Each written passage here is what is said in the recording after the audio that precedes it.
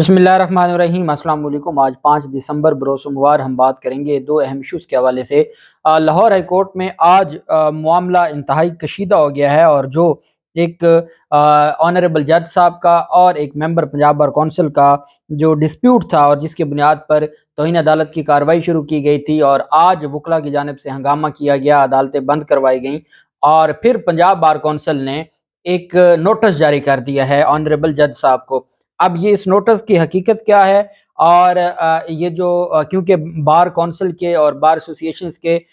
जो साबका ओहदेदार और सीनियर जो वकला हैं वो एक नोटिस शेयर कर रहे हैं जिसमें पंजाब बार कौंसिल ने नोटिस जारी कर दिया है ऑनरेबल जज को। तो वो मामला क्या है, उसकी हकीकत क्या है, उसकी तफसील भी मैं आपके साथ शेयर करूंगा। पहला तो मैं आपको बताता चलूं कि आज सानिया मॉडल टाउन केस की समाअत का हवाला मैंने आपके साथ शेयर किया था। 12:30 बजे जब दोबारा समाअत शुरू हुई थी तो वही जो पॉइंट है रेस जुडिकाटा का और जो ऑनरेबल सुप्रीम कोर्ट का फैसला है 5 दिसंबर 2018 का, वो दुरुस्त नहीं है। और 5 दिसंबर 2018 का जो फैसला है और आज भी 5 दिसंबर है और आप देख लें कि 5 दिसंबर 2018 को फैसला होता है और 5 दिसंबर 2022 को भी केस वहीं पे खड़ा है। 5 दिसंबर 2022 को 18 को जो फैसला होता है उस पर फिर जो वकील थे शरीफ खानदान के मंसूर आवान साहब, उन्होंने अदालत को बताया कि 5 दिसंबर 2018 का जो फैसला है वो बेसिकली कोई ऑर्डर ही नहीं है, वो कोई ऐसा ऑर्डर नहीं है कि जिस पर अमल दरामद किया जाए या जिसको देखा जाए। और साथ ये भी कहा कि वो नॉन स्पीकिंग ऑर्डर है, वो स्पीकिंग ऑर्डर नहीं है और उसमें बहुत सारी ऐसी चीज़ें हैं जो क्योंकि सुप्रीम कोर्ट ऑफ पाकिस्तान की एक जजमेंट का हवाला दिया 2022 की जजमेंट है जिसमें कहा गया कि कुछ जजमेंट्स ऐसी होती हैं जो सुपीरियर कोर्ट की सबऑर्डिनेट कोर्ट पर जो बाइंडिंग होती हैं और कुछ जजमेंट्स ऐसी होती हैं जो सेम, जैसे हाई कोर्ट के एक जज की जजमेंट है तो वो दूसरा जो हाई कोर्ट का जज अगर उसी तरह का कोई फैसला देगा तो क्या वो उस पर अमल दरामद करने का पाबंद है या वो अपनी एक अलग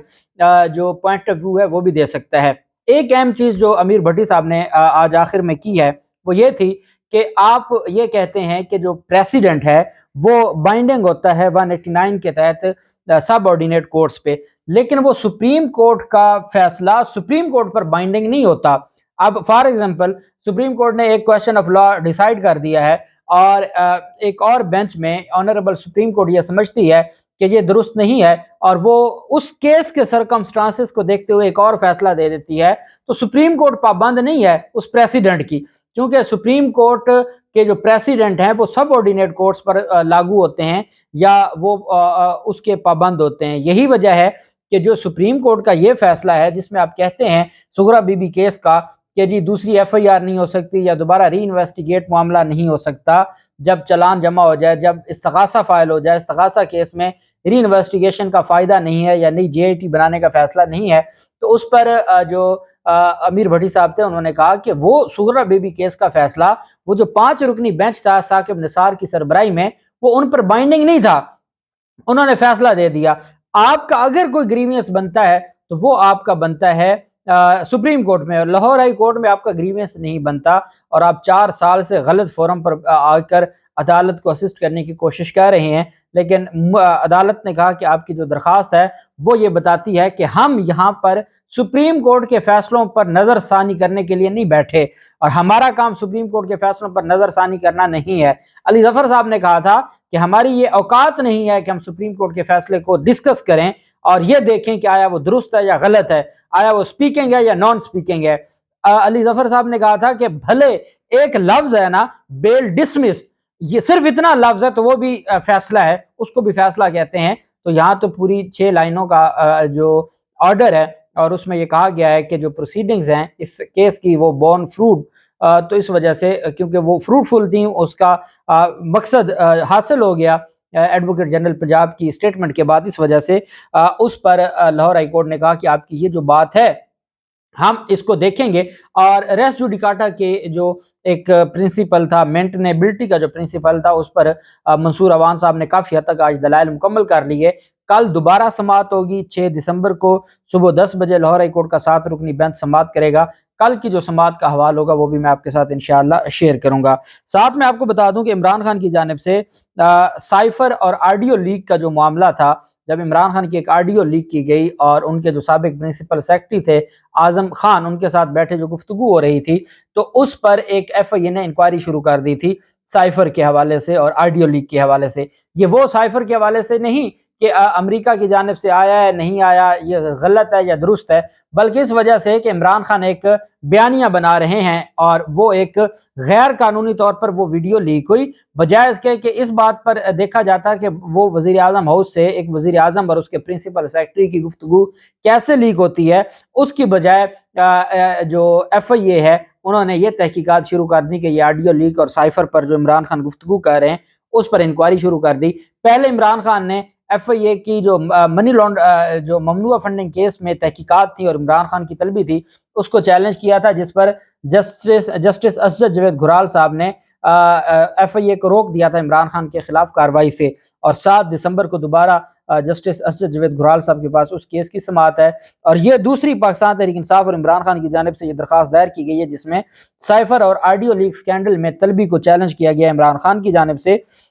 اور ہائی کورٹ سے رجوع کیا ہے۔ لاہور ہائی کورٹ میں عمران خان کی جانب سے دائر درخواست میں وفاقی حکومت، ایف آئی اے اور تفتیشی افسر کو فریق بنایا گیا ہے۔ درخواست میں موقف اپنایا گیا ہے کہ عمران خان ایک ایماندار، باعزت شہری اور ملک کی نامور شخصیت ہیں۔ عمران خان کا ملکی سیاست کو نئے دھارے میں لانے میں اہم کردار ہے۔ عمران خان کی بڑھتی شہرت سیاسی طاقتوں کے خلاف ایک خطرہ بن چکی ہے۔ بطور وزیر اعظم عمران خان نے امریکہ کو افغانستان سے نکلنے میں کامیاب کردار ادا کیا۔ درخواست میں کہا کہ ایف آئی اے نے سائفر میسج کے معاملے پر انکوائری شروع کر رکھی ہے۔ ایف آئی اے نے سائفر معاملے پر بیان قلم بند کروانے کے لیے 6 دسمبر کو طلب کیا ہے۔ درخواست گزار کے مطابق سائفر انکوائری کو پہلے ہی سپریم کورٹ میں چیلنج کر رکھا ہے۔ عمران خان کو سیاسی انتقام کا نشانہ بنانے کے لیے بے بنیاد انکوائری میں طلب کیا گیا ہے۔ وزیر آباد میں عمران خان پر قاتلانہ حملہ بھی اسی سیاسی انتقام کا شاخسانہ ہے۔ درخواست میں استدعا کی گئی کہ طلبی نوٹس میں کسی قانون کی پاسداری نہیں کی گئی۔ سائفر آڈیو لیک سکینڈل کی انکوائری کو غیر قانونی قرار دے کر کالعدم قرار دیا جائے اور درخواست کے حتمی فیصلے تک